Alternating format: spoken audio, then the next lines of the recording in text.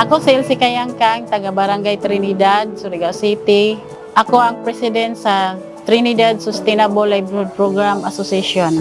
Natukod ini sa 2016. Ang mga member diri puro mga purpose, tapos wayay amo mga trabaho, mga nanay ra ba, himuan kami ng isa ka grupo na association sa DSWD.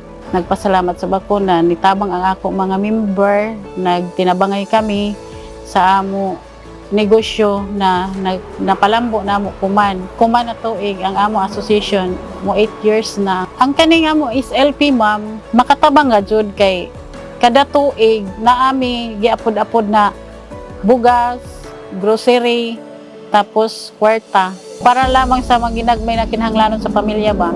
Nagpasalamat kami sa DSWD, tapos sa gobyerno na nitabang sa amo.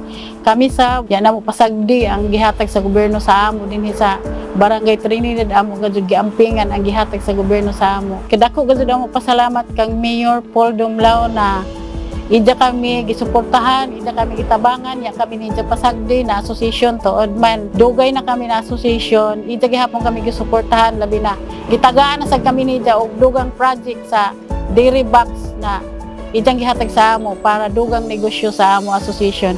Daghang salamat gyud Mayor Paul Dumlao.